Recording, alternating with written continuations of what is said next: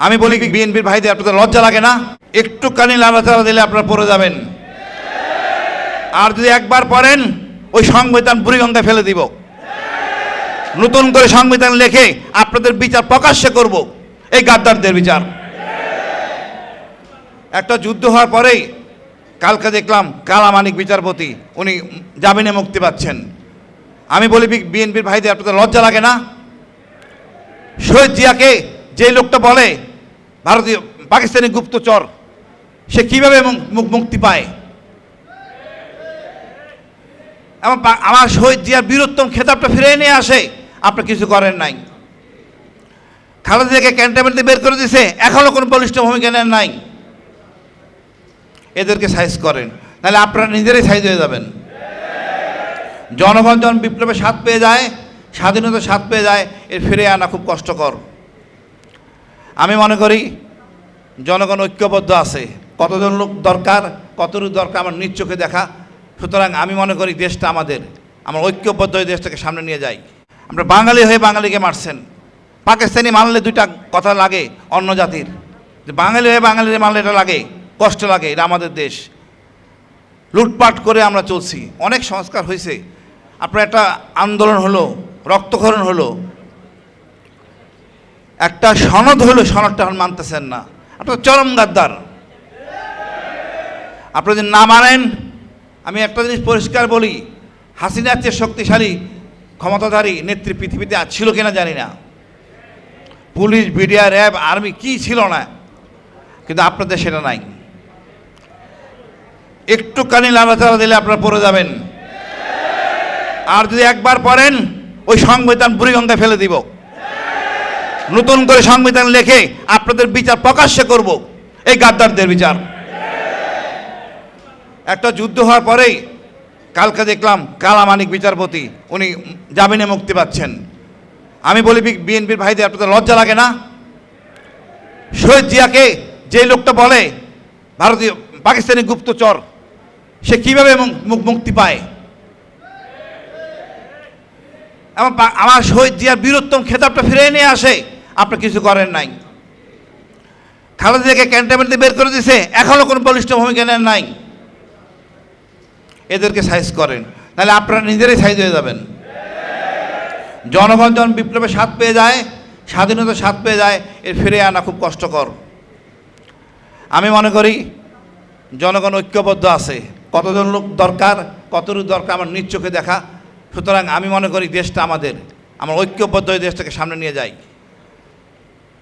হাদি হত্যা, হাদি আমাদের, আমাদের মির্জা আব্বাস ভাই আমাদের, দেশ যারা মারছে সেরা আমাদের। দেখেন ভারত ওই দুইটাকে ধরেছে, তাকে নিয়ে 14 দিন জামিন নিছে, যে কী বলে রিমান্ড নিছে। আমাদের কোনো আইনজীবী যায় নাই যে কি কথা বলতেছে। একটা আইনজীবী নিয়োগ করতে পারতাম সত্য জানার জন্য। তারপর তার দিল্লি নিয়ে গেছে, আবার সে আমাদের নিয়ে রাজনীতি। ভারত আমাদের সুস্থ শান্তিতে থাকতে দিবে না। সুতরাং আমাদের সব সময় চেতনা, আন্দোলন ধারণ রাখতে হবে। মনে রাখতে হবে ভারত আমাদের একমাত্র শত্রু। ওই ভারতকে চট থাপ্পড় মারি সোজা রাখতে হবে। আন্তর্জাতিক আদালতে আপনারা আপিল করেন, আমাদের এই খুনিদেরকে আমাদেরকে দেন, আমাদের কাছে ফেরত দেন। আমরা বিচার করবো, আমরা তদন্ত করব।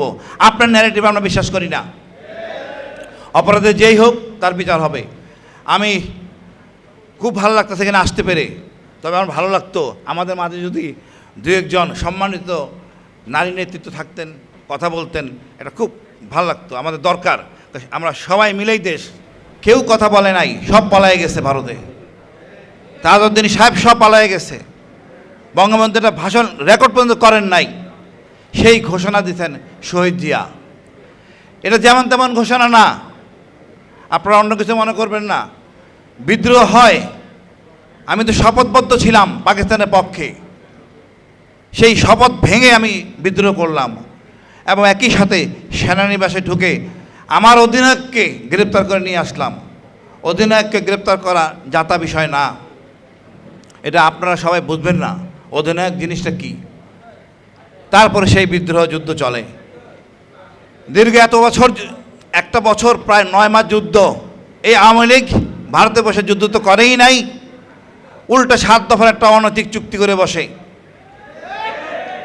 যেই চুক্তিতে আমরা পরাধীন হয়ে যাই। আমার কেউ বলতে পারবেন স্বাধীনতার আগে আমরা পরাধীন ছিলাম? পাকিস্তান তো আমাদের ছিল, আমরা 7.5 কোটি লোক ছিলাম, আর ওরা ছিল 4 জাতিতে 5.5 কোটি। তো দোষ কার? এটা কেমন তোর হিসাব নিকাশ আমি কিছু এখনো বুঝি না। কি ছিল প্রত্যাশা আর কি পেলাম? স্বাধীনতা আগে ভালো ছিলাম না পরে ভালো ছিলাম? আমি 2 বার গুম হয়েছি। এটা কি পাকিস্তান আমলে হলে আমি হইতাম? আমি কখনো হইতাম না। আমার দেশের কি সেঞ্চুরি করা হয়েছে রেপে? পাকিস্তানে তা করছে। এখন পাকিস্তানের কথা বলে আমাকে আর নতুন ট্যাগ দেওয়া হবে। সোজা কথা বুঝি না আমরা। ভারত প্রেমে আমরা আসক্ত। স্বাধীনতার পর দেখেন স্বজনপ্রীতির নিয়ম। এই আমাদের শহীদ জিয়া যেই সাহস নিয়ে উনি যুদ্ধে গেছেন, মা খালেদা জিয়ার সাথে কথাও বলেন নাই, দেখাও করেন নাই, বলেনও নাই তুমি কি করবা। এটাই হলো যুদ্ধ। কিন্তু স্বাধীনতার পর তাকে বানানো হয় নাই সেনাপ্রধান। করেছেন স্বজনপ্রীতি। জহির রান মারা গেছে, সিরাজ শিকদারকে গুম করছেন, হত্যা করছেন। এটাই ছিল আওয়ামী লীগ। আর এর বিস্তৃতি শেষ পর্যন্ত এসে ঠিক আছে আমাদের এই 17 বছরের শাসন। কি হয় নাই এখানে? আমরা বাঙালি হয়ে বাঙালিকে মারছেন।